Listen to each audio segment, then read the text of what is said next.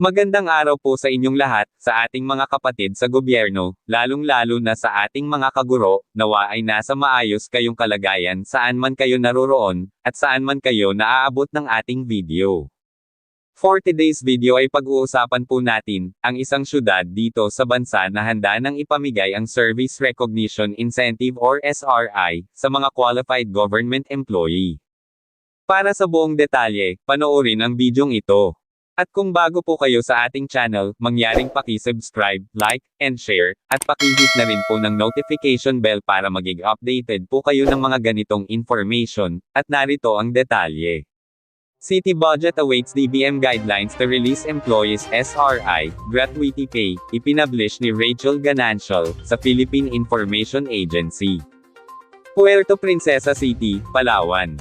Naghihintay ang City Budget Office ng mga gabay mula sa Kagawaran ng Budget at Management, para maipamahagi ang Service Recognition Incentive, sa mga kwalipikadong regular na empleyado at mga kwalipikadong kontraktual na empleyado.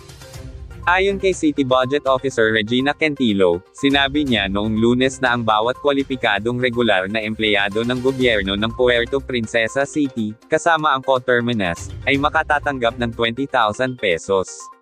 Ang mga empleyado ay dapat na nasa serbisyo hanggang ika-30 ng Nobyembre na may kabuoang hindi kukulangin sa 4 na buwan. Ang opisina ay maglalabas din ng 5,000 pesos na gratuity pay para sa mga kwalipikadong job order at mga manggagawa ng kontrata ng serbisyo. At least may satisfactory performance rating pagdating sa funding ay LGU fund. It depends on the availability of funds, sabi niya. Ito ay susuportahan mula sa mga nasave na pondo ng fiscal year 2023 sa personal services ng mga opisina. Noong 2022, ang bawat regular na empleyado ay nakatanggap ng 10,000 pesos na SRI dahil ang pondo na ipinamamahagi ay depende sa savings ng LGU. Sinabi ni Quintilo na tatanggap ng 20,000 pesos ang 1,003 na regular na empleyado ngayong taon. Ang gobyerno ng lungsod ay may average na mga 3,000 na job order na empleyado, ngunit hindi lahat sa kanila ay kwalipikado na makatanggap ng gratuity pay. Yung hiniling namin sa sanggunian na pagkukunan ng SRI ay yung savings sa bakanting posisyon na hindi na fill-upan. Pagdating sa gratuity pay ay savings ng bawat programa, sabi niya, Rachel Ganancial. Philippine Information Agency, Mimaropa, Palawan. Una na itong naibalita noong mga nakaraang linggo, isa sa mga interviews kay PBBM, sinabi niya na sisikapin ng gobyerno na maibigay ang SRI, depende kung ito ay viable at financially feasible. Hindi pa tiyak kung mabibigyan po ng Service Recognition Incentive ang mga empleyado ng pamahalaan. Ayon kay Pangulong Ferdinand Marcos Jr., titignan pa ng gobyerno kung kakayanin po ng pondo na magbigay mula sa 20,000 pesos na SRI katulad nung nakaraang taon. Batid naman ang Pangulo ang hirap ng buhay ngayon, kaya tiniyag nito na gagawin po ang lahat para mapagaan at mapasaya ang mga kawani ng gobyerno ngayong holiday season. Batay sa kautusan ng nakaraang taon, makakatanggap ng one-time Service Recognition Incentive ang mga kawani ng Executive Department at maging sa legislatura at hudikatura kung saan pinagbabatayan ang financial capacity ng lokal na pamahalaan. Naglabas kayo ng AO na nagbibigay ng 20,000 pesos na service recognition incentive para sa mga government employees. Will there be another SRI for this year para sa mga government employees? We'll see how what is our final position at the end of it, at the end of this all.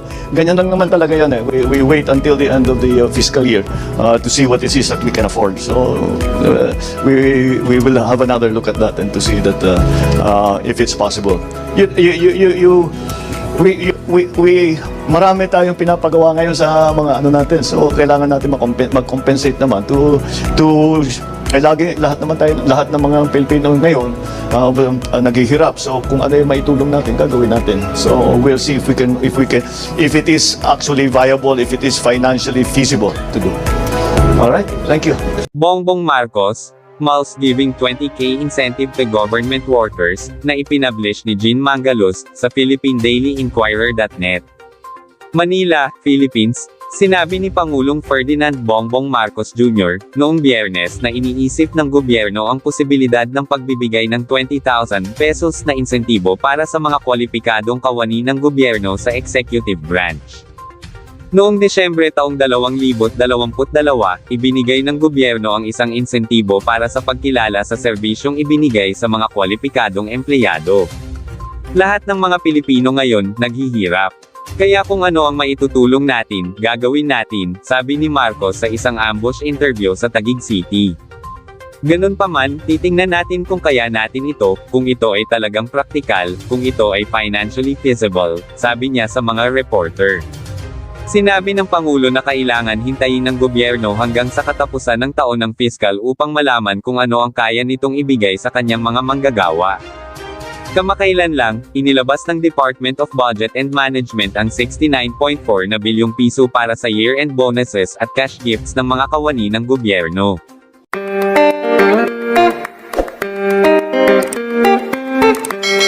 Mayroon bang SRI ngayong 2023? Maaaring tanong mo din ito.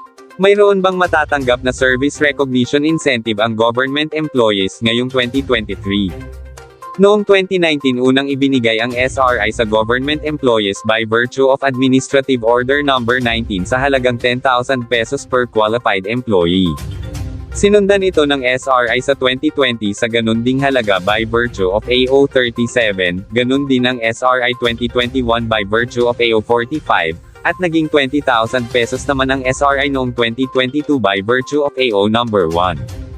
Ang tanong ng marami ngayon, magkakaroon din ba ang government employees ng SRI ngayong 2023 katulad ng mga nakaraang 5 taon?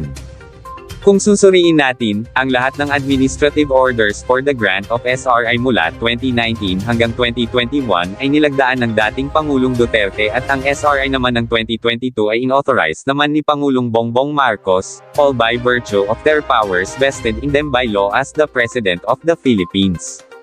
At lahat ng AOs na ito ay nilagdaan ng December ng mga taon na ibinigay ang SRI. Ngayong 2023 may SRI din ba ang mga government employees? Yes, kung aaprubahan ulit ito ni Pangulong Marcos. Ayon sa batas, mayroon kapangyarihan ang Pangulo na magbigay ng karagdagang benepisyo sa mga empleyado ng gobyerno.